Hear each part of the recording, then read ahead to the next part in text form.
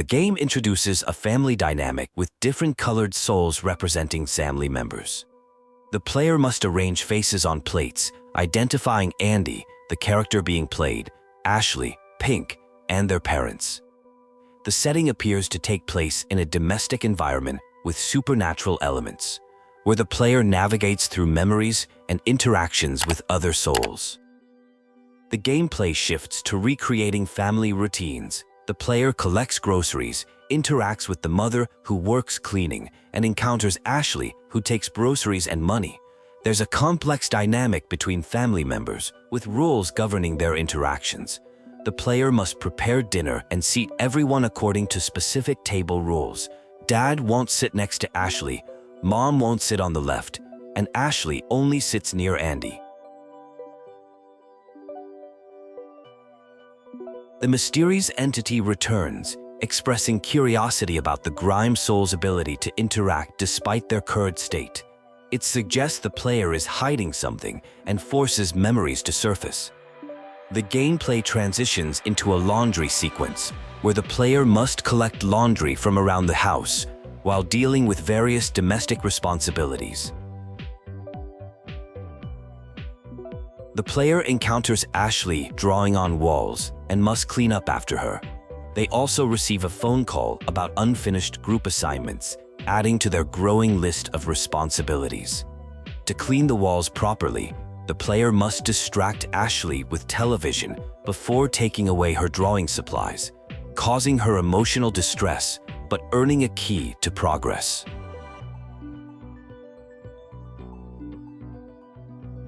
The atmosphere grows increasingly oppressive as disembodied voices criticize the player character. These voices, seemingly from the mother, berate Andy for being unreliable, ungrateful, and selfish. The verbal abuse escalates with complaints about working a dead-end job, while Andy fails to watch over Ashley properly. The game portrays a dysfunctional family dynamic where Andy is overwhelmed with responsibilities and constant criticism. The scene begins with a surreal dialogue where the protagonist is trying to figure out available options. There are references to reaching a sister, trying to leave, and connecting with a father. After studying how to be a walking disappointment, the protagonist encounters a strange entity who proposes a friendship and offers to mark their soul to find them if called upon. The entity bids farewell to the Grime Soul, mentioning looking forward to their hatching and giving them promised vegetables. The protagonist wonders if this was a dream. It's revealed this was the intro to episode 3, and the protagonist is Andrew. The scene shifts to Andrew receiving full marks on a test, with congratulations that he could be going places.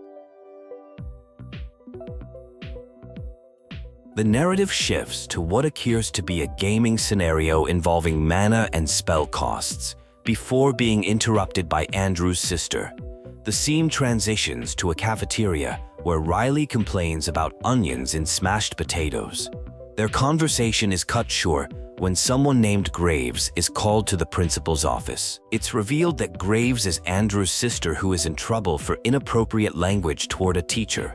After the confrontation, Andrew's friends discuss throwing Ashley's bag in a toilet, but Andrew objects as he would have to deal with the consequences. Some of Ashley's supposed friends approach Andrew.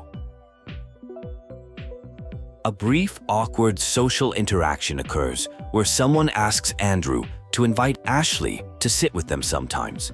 Following this, the teacher mentions having trouble reaching Ashley's parents and asks Andrew to have them call back, though Andrew knows his sister won't deliver the message properly.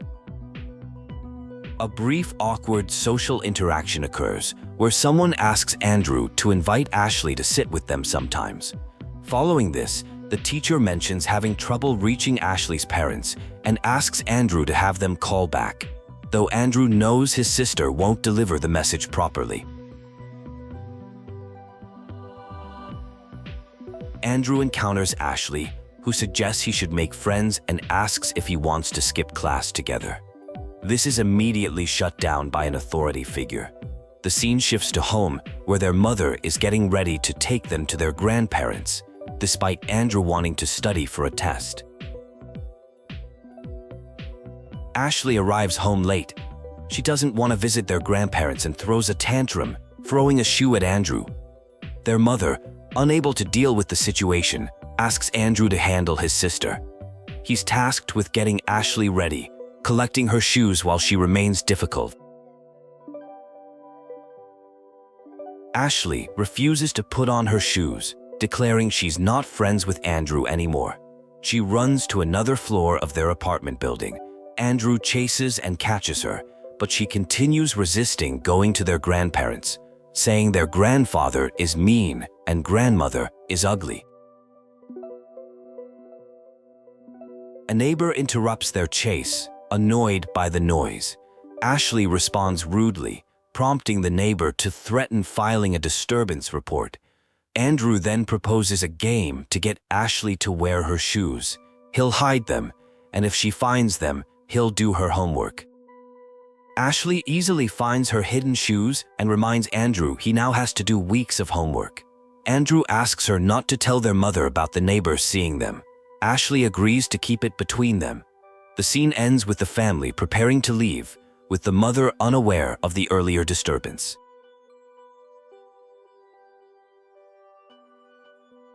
A tense family conversation takes place about a potential disturbance report. When someone asks what happens if she files one, another person tells Andrew to do better. The scene suggests conflict between family members, with one character imagining death upon a creature. The family is traveling in a borrowed car. The parents instruct the children to keep the vehicle clean and behave well when they arrive at the grandparents' house. The father appears anxious about facing criticism from the grandfather, while the mother acknowledges this tension. The parents also instruct everyone to pretend they're financially stable despite needing money for a dishwasher. During the car ride, Leyley draws on some notes, depicting a lizard holding a disturbance report. The drawing appears to have significance, though Andrew simply compliments it without further comment.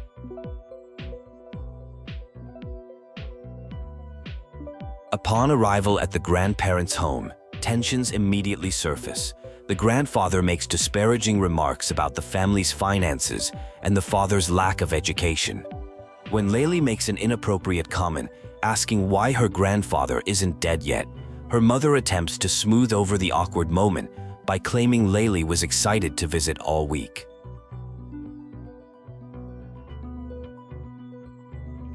Andrew explores the grandparents' property, noting various items, including a swing, that brings back unpleasant memories of his grandfather's physical discipline after Leyley fell from it years ago.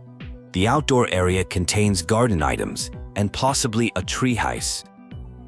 Andrew overhears a heated conversation between his father and grandfather. The grandfather berates the father for his life choices and insults his wife, revealing that the mother got pregnant at 15. The grandfather also mentions having the children tested to confirm paternity, suggesting extreme distrust of the mother. The family dynamics continue to unravel as the grandfather attempts to control the family's future, suggesting Andrew become a lawyer while sending Leyley to boarding school. He threatens to withhold financial support if the parents don't comply with his wishes. Andrew and Leyley are sent to pick berries, seemingly to keep them occupied and out of the way during the tense family visit. They discover an abandoned house secured with a combination lock, which they manage to open using numbers found on trees nearby.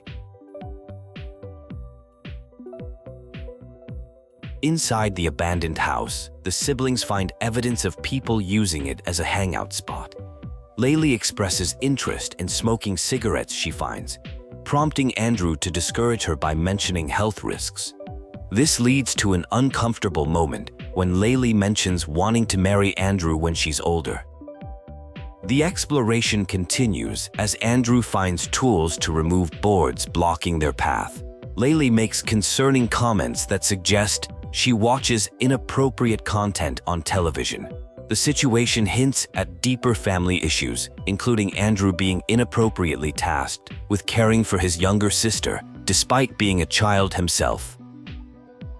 The conversation begins with speculation about whether characters named Andrew and Ashley could have potentially killed someone, as they already planned to kill Julia. There's mention that Andrew was shocked by something, while Ashley seemed less affected, suggesting Ashley might have killed someone before.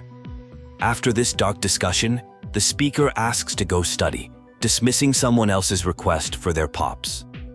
The speaker reiterates they're studying alone because they're a big boy, while the other person calls this boring. Andy is approached by someone bored who suggests playing hide and seek. Despite Andy's refusal, the other person hides anyway. While Andy finally gets some studying done, they become concerned that Leyley hasn't returned from hiding. Though initially thinking it's nothing to worry about, anxiety builds. Andy oddly questions if their mom was always so short before deciding to search for Leyley, suspecting she might be in a house mentioned in a previous episode. The search for Leyley continues as Andy looks in various locations. Finding a candle but unable to see in the darkness, Andy retrieves a lighter to illuminate what appears to be some kind of ritual space. Despite expecting Leyley to jump out and scare them, there's no response. Andy feels something watching and offers to take Leyley's vegetables if she comes out, but instead experiences something unexplainable that connects to an earlier terrifying encounter.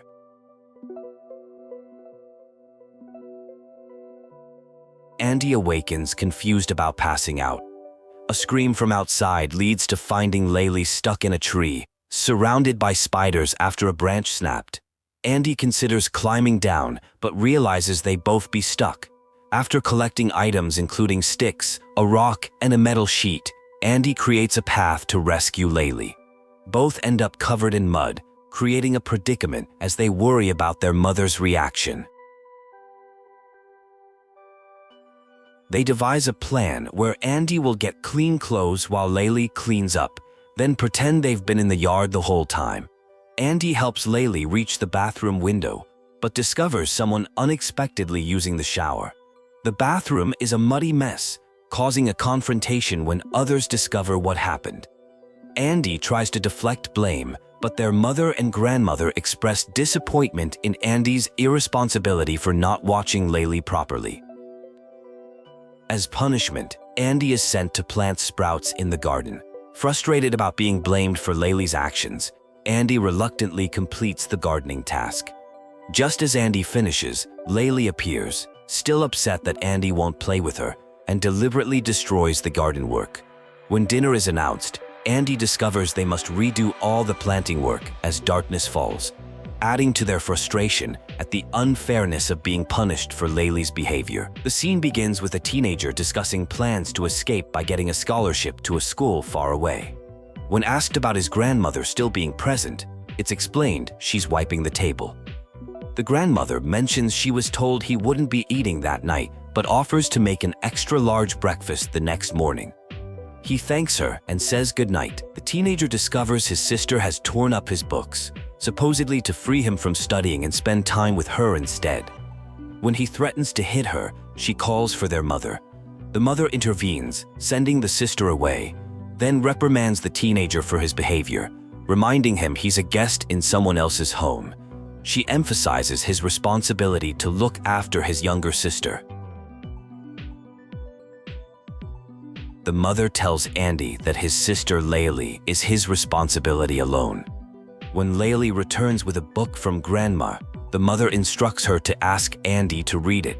Although initially hesitant, Andy agrees to read to his sister. During this interaction, Andy expresses that he doesn't like Leyley, but admits there's something he appreciates about her perceptiveness or instincts.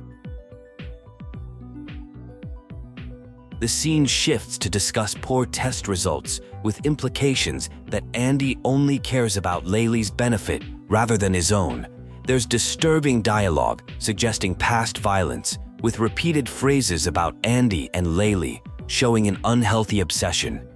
A game save point appears, followed by a comment about parents' remains under fingernails. The scene transitions to Andy and Leyley at what appears to be a gas station. They need food, body wash, and want to check newspapers. While shopping, Andy shares concerns about their parents' finances, noting their house was beyond their price range. He discusses theories about organ harvesting and life insurance fraud, trying to understand their parents' sudden wealth. They continue shopping in the gas station, gathering hygiene products including tampons. There's uncomfortable dialogue about Andy being suspicious and needing to wash his parents' blood from under his nails. They use the restroom key to clean up, with tension between them about how long it took. As they consider their next move, two police officers arrive at the gas station. Andy tells himself to remain calm and act normal, rationalizing that they're not in the same district as their victims anymore and that not every officer knows about every crime. He decides it's best not to draw attention to themselves. A tense situation unfolds when someone knocks on a bathroom door occupied by Adelaide.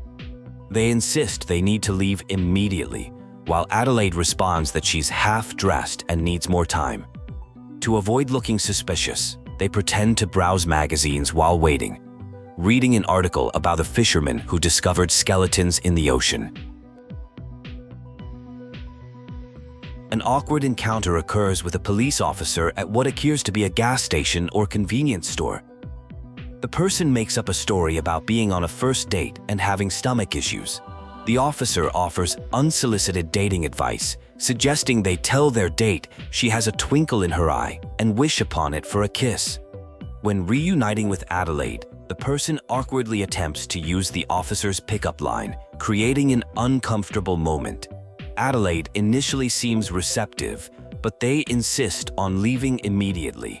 The officer watches them with a knowing wink, convinced his advice works every time. Once away from the store, they realize they need to be cautious as police officers are nearby. They decide not to approach their vehicle directly to avoid drawing attention. Instead, they head into a wooded area and encounter a puzzle involving moving stones across water. After solving the puzzle, they plan to wait until the officers leave before returning to their car. This leads to an existential conversation about their future. One expresses frustration about constantly running, wondering if they'll be living hand-to-mouth forever, while noting that Ashley's difficult personality makes it impossible to build new relationships. A heated argument develops when one asks for space to think. Ashley takes offense at being pushed away, escalating tensions. Ashley mentions something called a trinket that doesn't work on command. Threats are exchanged, revealing a power struggle in their relationship.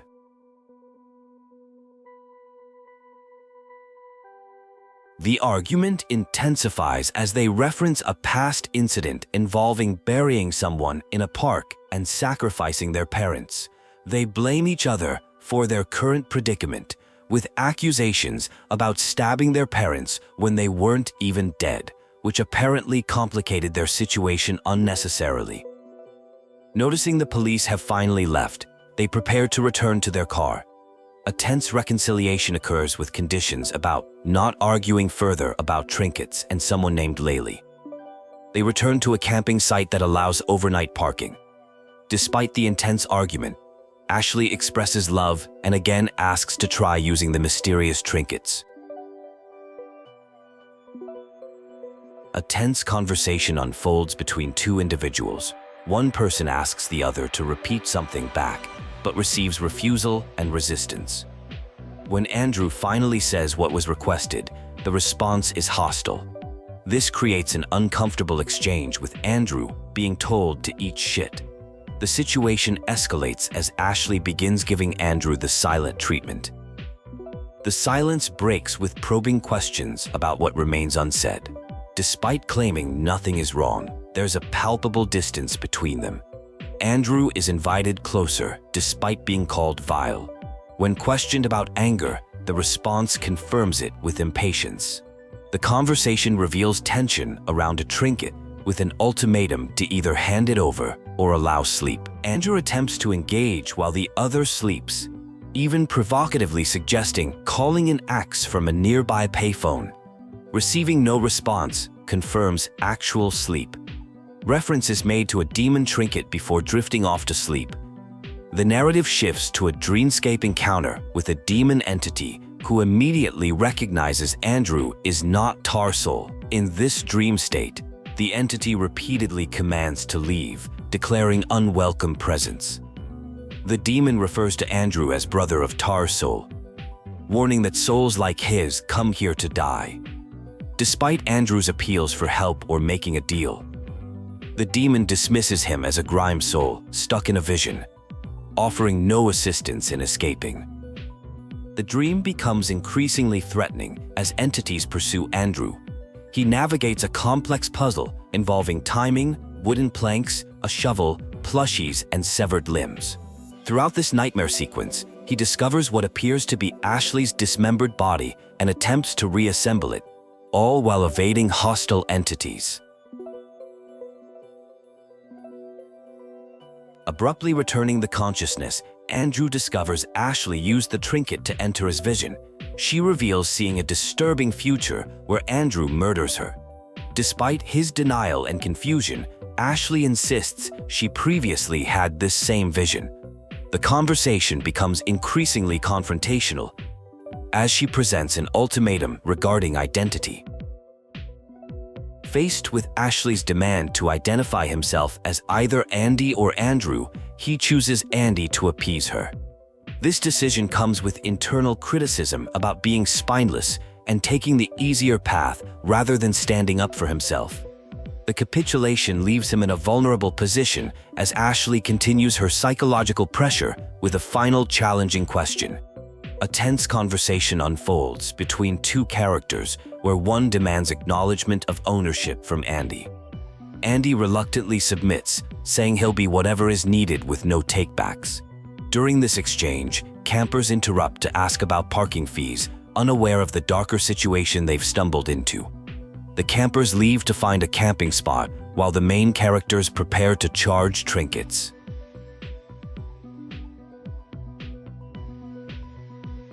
One character discovers items, including a payphone and a map of the camping site. They struggle with navigation, repeatedly getting lost, despite following what seems to be a straightforward path. After multiple attempts, they finally find their way to the intended destination where the family of campers has set up.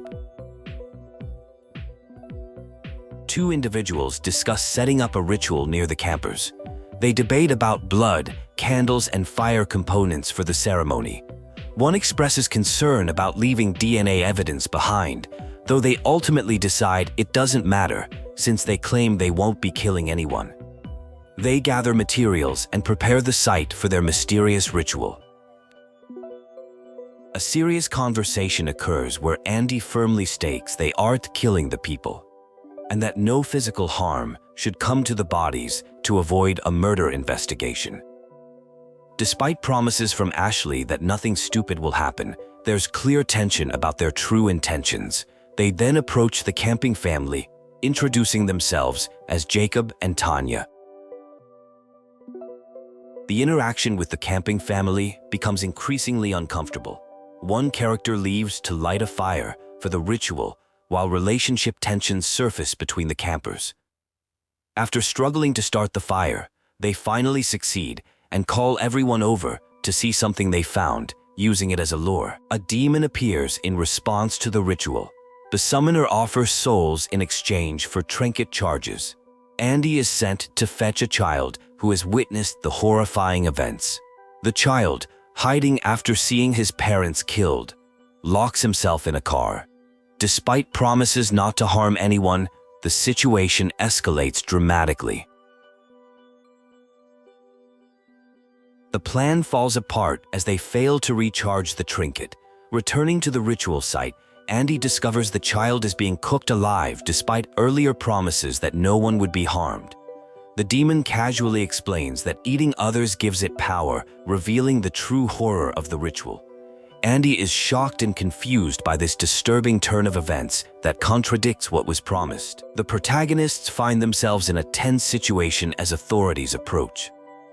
One character realizes they've made a mistake and urgently suggests leaving, but an entity demands payment of a soul, as previously agreed. When they try to negotiate, the entity threatens to take one of them instead. They hastily agree to offer an officer's soul, which the entity accepts. As sirens grow louder, the entity offers to summon them to its realm in exchange for additional souls, and they accept the deal.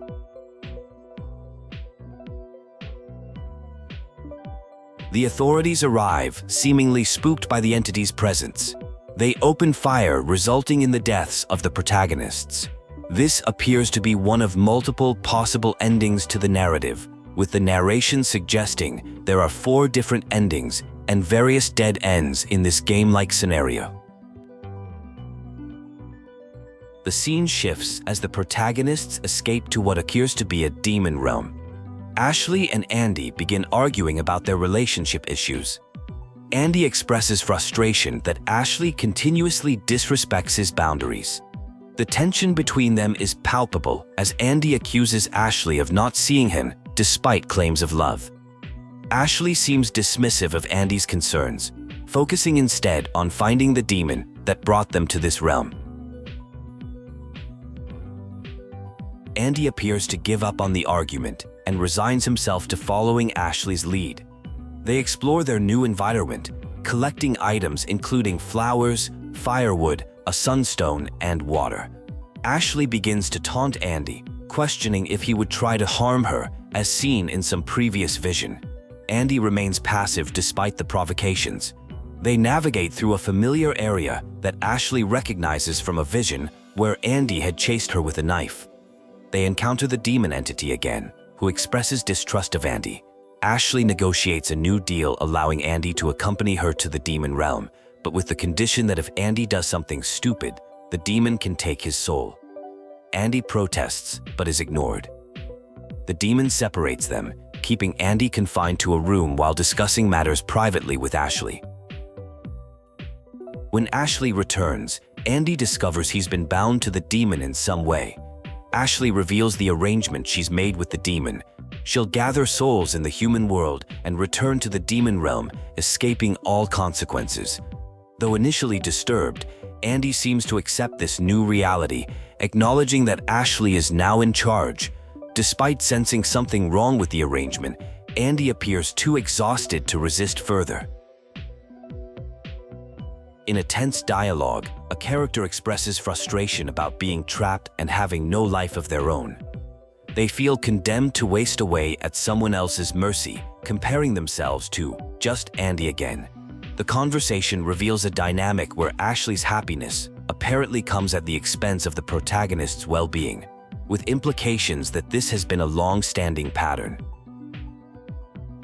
The scene shifts to an interaction between Andy and Leyley. Despite surface-level enthusiasm and declarations of love, there's an unsettling undertone as Leyley mentions collecting souls and praises Andy for working himself out and accepting his identity. When Leyley leaves, it's described as Andy being put back into the box, suggesting he's merely a plaything for her amusement. The narrative reveals this is actually a bad end or dead end scenario in what appears to be a game or story with multiple possible outcomes. Nothing has been resolved, and the player/reader is taunted about their choice not to grow a spine. The player decides to restart and try a different path, hoping to reach what they call the true story. Returning to a critical decision point, the protagonist faces a confrontation where they must choose between identities, Andy or Andrew. When they choose Andrew, they receive a violent response, possibly from Ashley, who appears threatened by this choice. The tension escalates with death threats exchanged, revealing deep-seated resentment between siblings. The scene shifts to an encounter with strangers about parking fees. Following this mundane interaction, there's mention of charging trinkets, and the player deciding to try a different approach than in their previous attempt. They choose not to kill someone, hoping to avoid police involvement, though they acknowledge this might be inevitable. As police sirens approach, a demon demands payment of a soul, Despite the protagonist's reluctance, Ashley offers the officer souls in exchange for escape. The demon invites them into its realm, transporting them to a mysterious place Ashley claims to recognize from a vision or dream. They explore this otherworldly environment, encountering puzzles involving flowers and colored stars. The siblings continue exploring the demon realm, working through puzzles involving stars and chains. Andrew remains concerned about their predicament, while Ashley maintains a more carefree attitude despite their dangerous situation. They manipulate objects in what appears to be a complex puzzle mechanism, trying different combinations to progress further into this strange world. Two individuals are navigating through a strange place with puzzles and obstacles. They hesitate before climbing a set of stairs, with one expressing concern about the stairs potentially moving while they are on them. Despite the hesitation, they acknowledge that the only options are to take the stairs or remain stuck until they die. One person jokingly remarks that dying together would be romantic.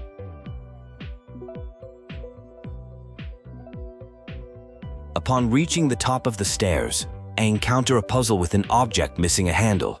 After some discussion, they locate a suitable handle nearby and install it. The device appears to be a kind of crane mechanism.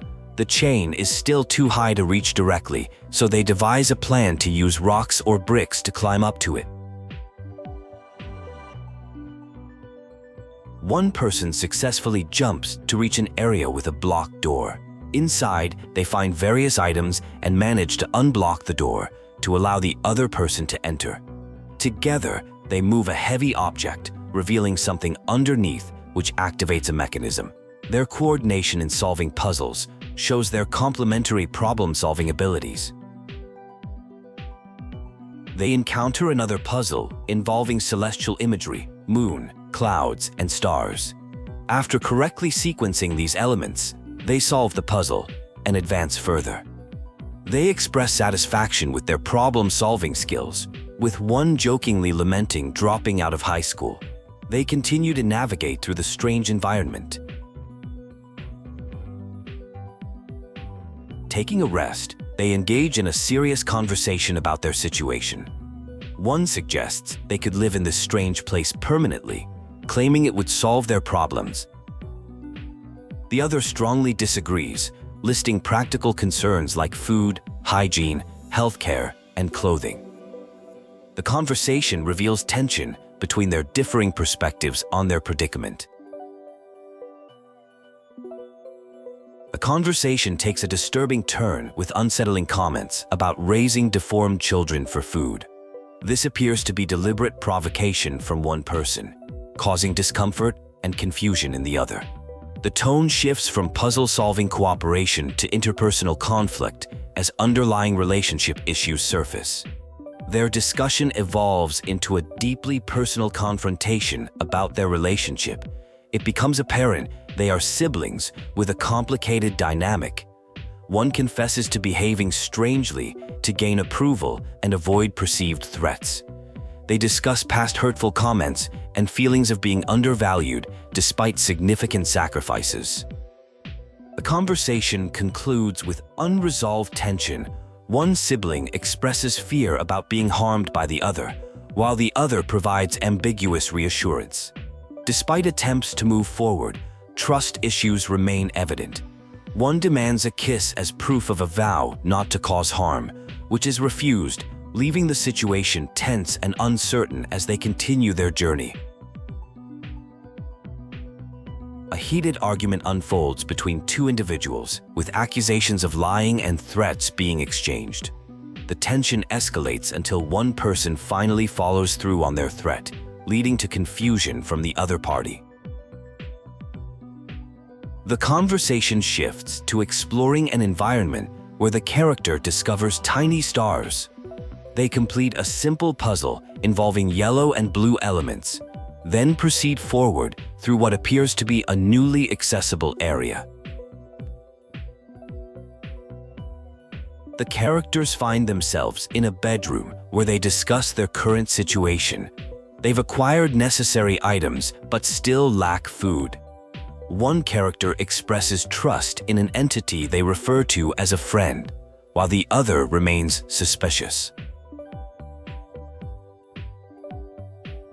The characters argue about a vague deal made with the entity to cooperate in exchange for escape from police.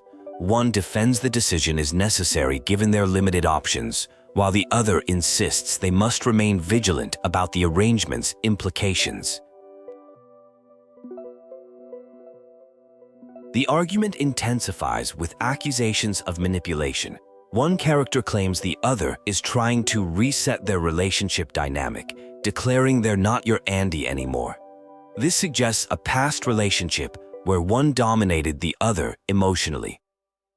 Morning arrives, and the conversation turns to the entity's request for a soul. The characters must solve puzzles to accomplish this task. They learn souls are attracted to containers but should have remained bottled as inactive souls begin to fade. The characters use flowers to attract souls. They successfully capture one in a bottle, apparently the soul of a warden they had encountered previously. They're surprised by its clean appearance, as they expected it to be murkier due to the warden's immoral actions. The entity dismisses them to rest. They explore a new area, finding a crystal ball, an eye token, and a small chest containing what's labeled as a tar soul, causing confusion since one character thought they themselves were a tar soul. The scene shifts dramatically to a meeting between the Graves family and someone called Surgeon. The conversation reveals concerns about parasites and blood samples. The couple resists examination, interested only in compensation for disturbances caused by the water company. A confrontational conversation unfolds where parents are informed their son and daughter will likely die from parasites. The parents are also suspected of being infected. A representative from Brown Water Company attempts to negotiate, suggesting they purchase life insurance for their children, while the information about their conditions is not yet public.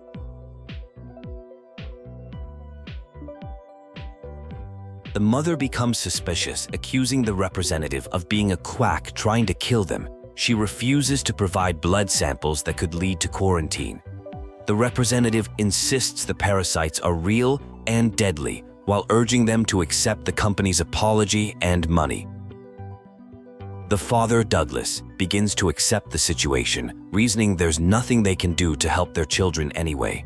The representative praises Douglas for his reasonableness.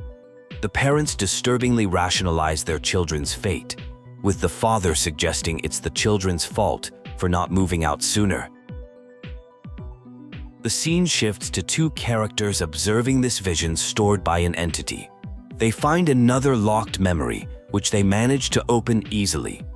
This new memory is labeled possibly a pterosaur and contains another vision. The new vision shows a surgeon and entrepreneur meeting at a bar.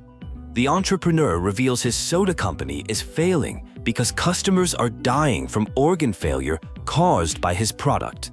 The surgeon expresses gratitude since the situation has boosted his business performing organ transplants.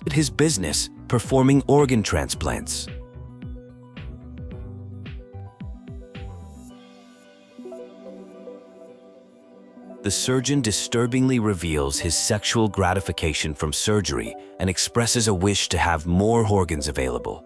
The conversation turns sinister as they discuss potentially quarantining people as organ donors under the guise of infection control. The entrepreneur mentions a previous water contamination disaster that made people ill. The surgeon proposes a partnership to create a new company that would facilitate obtaining organ donors through manufactured accidents and quarantines. The entrepreneur agrees despite ethical concerns. The observers recognize the surgeon from television advertisements for both Toxi Soda and his hospital. One observer questions why they aren't taking action against these clearly evil individuals who apparently trapped them in quarantine. The other suggests the entity has an interest in the surgeon, potentially as a tar soul. They debate whether the entity is housing them with malicious intent. They discuss the complex corporate connections between Brown Water Co., Toxie Soda, and hospitals involved in organ harvesting. One character, Ashley, suggests revenge, while the other questions the practicality and purpose of seeking vengeance against such a vast conspiracy.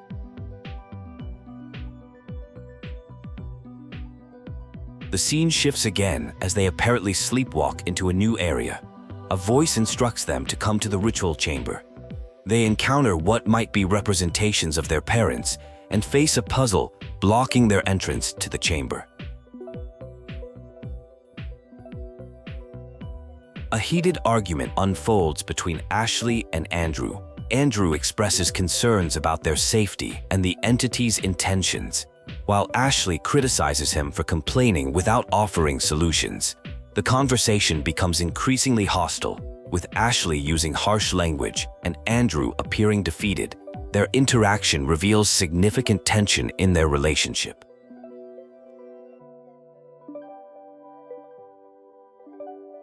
The entity intervenes in their dispute.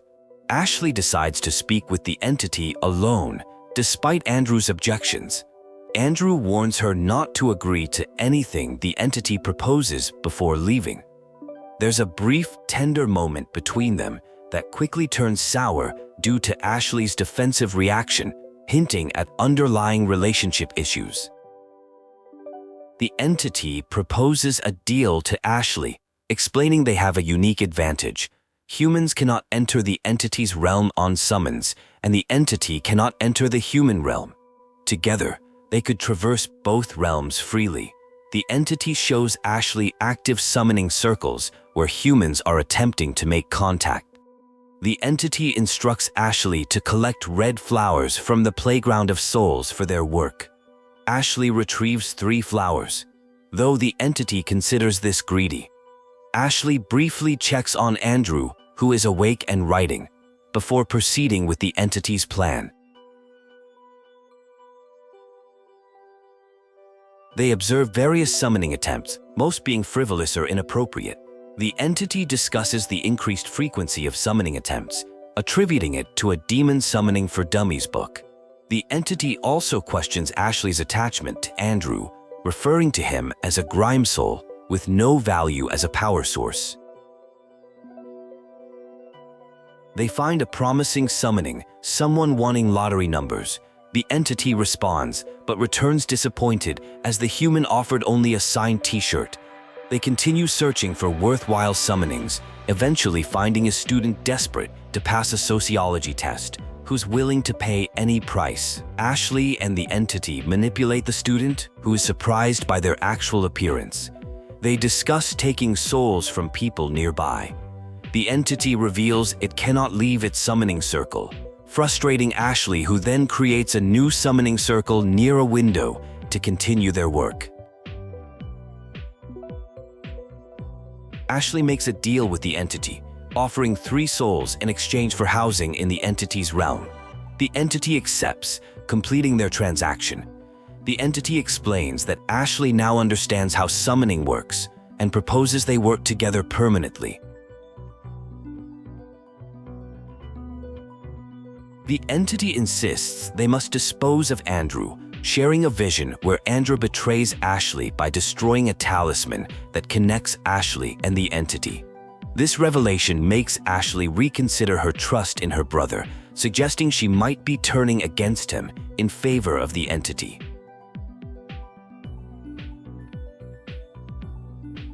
A mysterious entity explains that without a talisman, it may never hear summons despite years of attempts.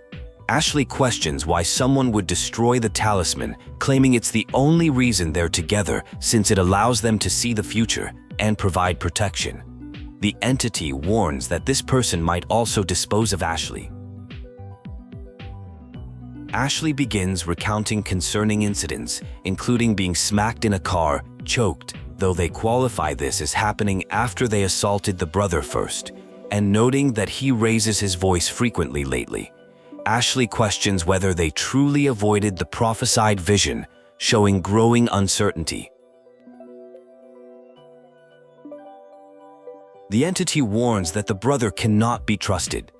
Ashley tries to dismiss concerns, claiming they're just going through a rough patch. Ashley then becomes confused about their relationship, wondering if they're friends or lovers, before reaffirming that the brother won't kill them. Ashley devises a plan to outsmart the brother by hiding the trinket when they return to the human realm. They rationalize that they won't be there long anyway, so everything will be fine. The entity responds resignedly, "Do what you will, Tar Soul." The notes reveal Andrew's theories that entities might be souls who cannibalized other souls, with concerns that someone named Ashley might be becoming like them. The notes suggest humans have souls that can be removed from bodies and can be bottled up by entities. Andrew's notes mention different types of souls, including grime souls and tar souls, questioning if souls can ever become clean again, or if there's a point of no return where they transform into entities. His writings reveal deep concern for someone. Andrew's notes explain that talismans or trinkets serve multiple purposes, including allowing Ashley to see the future. He speculates it's a lesser version of an entity's power. The notes reveal the entity can track the talisman's location across realms, which disturbs Andrew greatly. Ashley realizes Andrew intentionally left these notes for them to read. Andrew's notes continue explaining the concept of different realms: the human realm, the realm between, and home realms for entities. He theorizes the realm between is similar to limbo or a dream state. First Resident, whoa, 10th.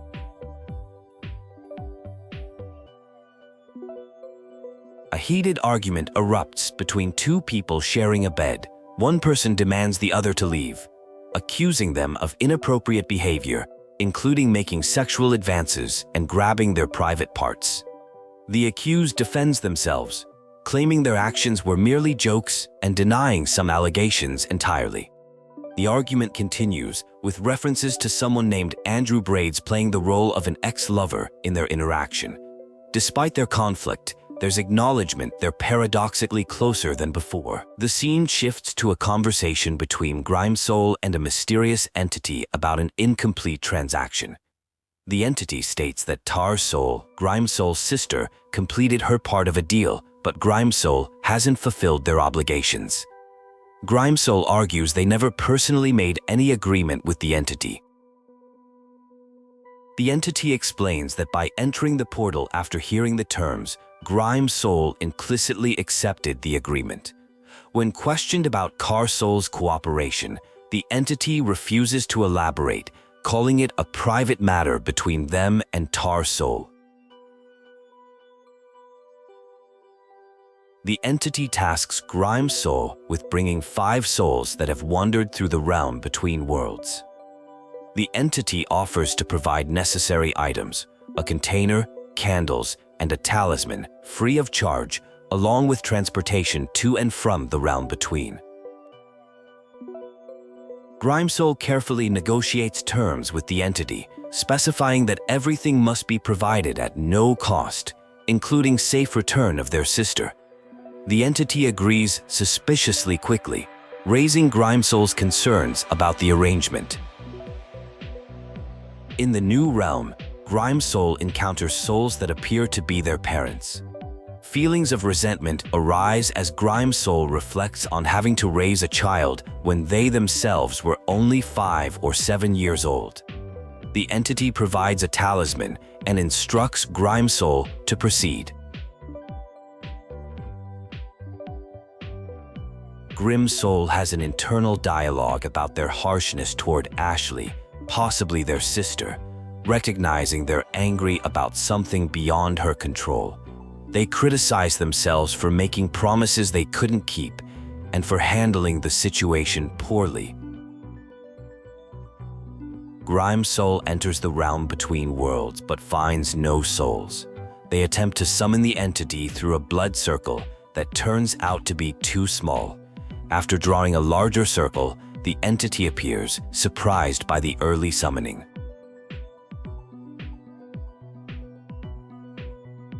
Grime's soul questions the entity about the absence of souls. The entity insists souls are present but are restless and wander.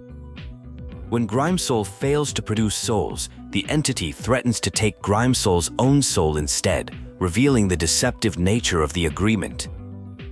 Grime's soul navigates through portals, eventually managing to capture a soul in their bottle. They feel guilty about trapping an innocent soul, but rationalize it as necessary to avoid having their own soul claimed by the entity. Ryan's soul discovers dead, soulless bodies and uses their blood to create a larger summoning circle. They attempt to call the entity to renegotiate their arrangement, but despite multiple attempts, nothing happens. There's confusion about their past interaction, with the entity noting they must have talked before since the character could summon them. The entity examines the character, identifying them as someone encountered earlier. The character explores a space filled with documents and discovers a coffin belonging to Andrew Graves. The area appears disorganized. A survey begins, asking questions about Andrew Graves, whether he's a hard worker, a family man, and if his emotional range is limited to bored and horny. Despite seemingly negative responses, the survey concludes with full marks. The character finds labels including murderer, student, good person, brother, and lovesick. After some consideration, they identify Andrew Graves as a murderer, a brother, and lovesick. The mysterious entity returns, noting they don't remember the character called Grime's soul, and questioning why they appear larger than another entity encountered previously. The exploration continues as the character finds love letters related to someone named Julia. They discover a plushie holding a key, which they take. Using the key, they open a crate containing dusty purple flowers. They also acquire bandages and a green plushie, which they place somewhere. The character interacts with items related to Anna Graves. When combining the plushie with purple flowers, a story emerges about childhood sweethearts and a disturbing outcome where someone was locked in a crate and suffocated. Using bandages instead reveals a different story about a first love that ended when the partner broke off the relationship. After destructive actions toward a plushie, the character obtains a choker. When applied to the plushie, it transforms into someone named Ashley. This unlocks a door, leading to new areas to explore. The character encounters a younger Ashley and is pressured to take care of her as the eldest sibling. The character agrees to sign something for young Ashley, suggesting she doesn't need to know details. They solve a simple puzzle and obtain a ballpoint pen to forge a signature. When returning the forged document, they have a conversation about making oneself likable and Ashley's school suspension for biting someone. A heartfelt conversation reveals deep affection between characters. Andy admits to liking Leyley best, and she returns the sentiment.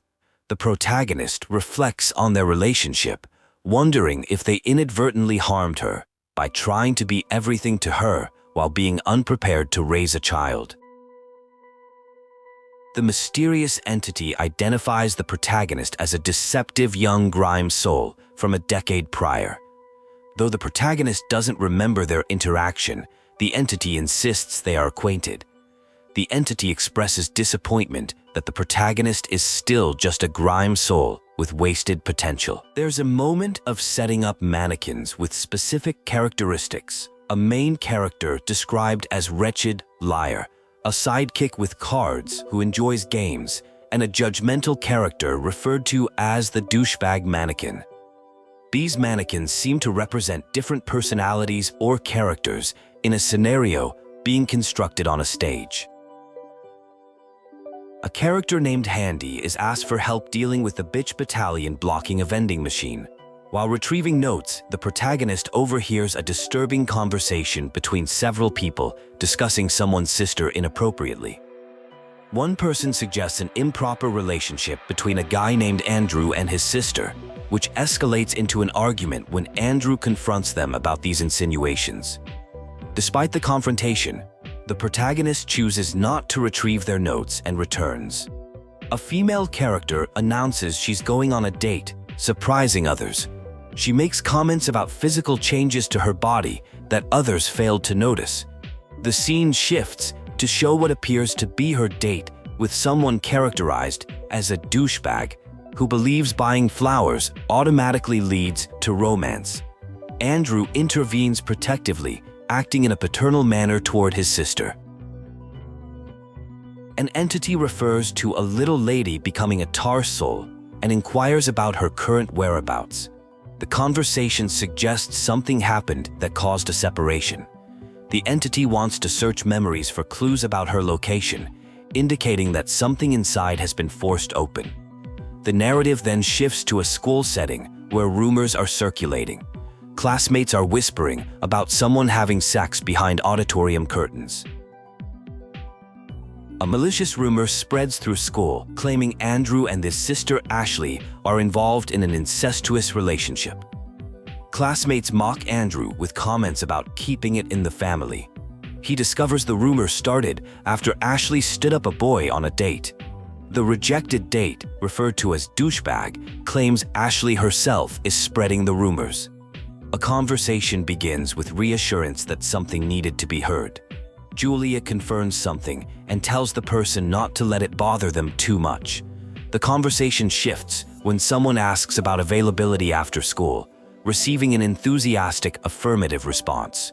A puzzle game begins where the player must avoid Julia's gaze. The gameplay involves navigating around a character with a yellow plushie. Harmful rumors spread about someone, suggesting inappropriate relations with his sister. The subject defends himself, pointing out he has a girlfriend, which logically disproves the accusations. The rumors continue despite this defense. Julia appears to be defending the accused person against these false allegations, showing her loyalty as a friend. Andrew and Julia discuss their relationship status. Julia wants confirmation they are together and expresses concern about telling Ashley. Andrew agrees they are a couple, but insists on being the one to break the news to Ashley. He asks for time, suggesting Ashley will need adjustment. Julia understands but feels disappointed they must keep their relationship secret. Andrew feels frustrated about having to hide good news from Ashley. Upon arriving home, Ashley confronts him, having learned from Julia about their relationship. A heated argument ensues where Ashley feels betrayed, insisting there can be no one else in Andrew's life. She becomes increasingly upset, revealing possessive feelings toward her brother. After the confrontation, Andrew finds pieces of Ashley's torn drawing. He decides to fix it as a peace gesture and leaves to buy supplies and a gift for her. At a store, he gets chocolate, tape, and a stuffed bunny. He also encounters an eccentric shopkeeper with a strange dog-finding quest before making his purchase and returning home. Andrew offers his gifts to Ashley, who initially rejects them but engages in conversation. She accuses him of breaking promises, that it would always be just the two of them. Andrew denies making such promises, saying he only committed to making her a priority. She questions if he loves Julia more than her and worries about being abandoned as their relationship progresses. A heated conversation unfolds between two individuals. One accuses the other of prioritizing a new romantic interest named Julia, expressing feelings of abandonment and jealousy. The conversation reveals deep insecurity, with threats of self-harm when the person feels replaced. The other person attempts to navigate that emotional minefield while maintaining boundaries about their new relationship. The conversation shifts to a moment of connection when one recalls how the other once observed, "They don't like anyone," a statement that created a profound sense of being understood. Despite this special connection, tension remains as one person wants recognition of their unique bond, while the other seems hesitant to maintain certain aspects of their relationship, like using pet names which they describe as childish. The phone rings, presumed to be Julia calling. This triggers more passive-aggressive comments about appearance changes. The conversation then shifts to a practical matter of cleaning up a mess, revealing a complex dynamic where arguments quickly transition to cooperation. Mysterious items appear, including a blood-stained tarp, suggesting darker undertones to their relationship. The scene transitions abruptly, suggesting a memory or dream sequence. One person wakes up, upset, and pushes the other away. The narrative shifts to exploring locked doors and navigation for what seems to be a symbolic or psychological space, reinforcing the unsettling atmosphere of their relationship.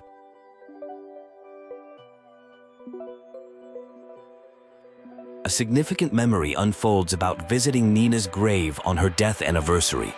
Nina was a close friend who died tragically. During this visit, emotions run high as one character shares their ongoing grief and anger about Nina's death, mentioning that her murderer is still free. This vulnerability leads to expressions of love and promises to never leave. The narrative shifts to what appears to be a therapy or self-reflection session, exploring guilt related to Nina's death. One character admits to promising themselves they would ensure their girlfriend's happiness, but delayed following through on commitments like engagement, partly because it didn't ease their guilt enough. Another scene reveals someone searching for a person who isn't present. This leads to a confrontation where one accuses the other of betrayal by developing feelings for Julia while visiting Nina's grave. The guilty party attempts to justify their actions, leading to a tense discussion about responsibility, justice, and consequences. The conversation takes a nihilistic turn with comments about human insignificance and mortality. One suggests escaping together, abandoning everything and everyone else. When this is compared to eloping, they awkwardly embrace then reject the idea, revealing complex feelings about their relationship's boundaries. The conversation becomes increasingly delusional and fragmented.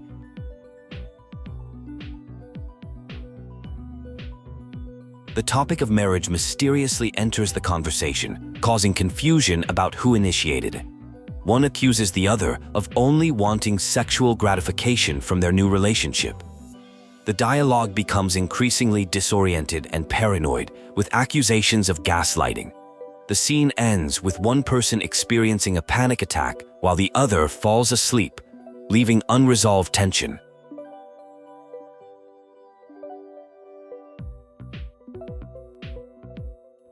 The internal struggle begins with a person conflicted about their feelings for Julia. While outwardly claiming to love her, they admit privately to feeling only pity and desperately want to fall in love with her. Longing to be normal, a harsh inner voice reminds them normalcy is unattainable. A morning interaction occurs where inner thoughts clash with outward behavior. The person experiences intrusive thoughts about someone named Julia, questioning whether sleeping next to her is causing issues. They collect flowers while wondering if their actions are helpful. The person realizes they might be making things worse. A voice resembling Ashley interjects. They encounter a puzzle and discover a phone that unlocks visions, though they cannot access the vision room yet. After finding a key, they experience what seems to be a dream or hallucination. Someone offers water, saying the person was having a nightmare and possibly calling out for them. When they offer to make things better, the person declines, saying they need to be somewhere. They take a shower to clear their head, but appear to have upset someone.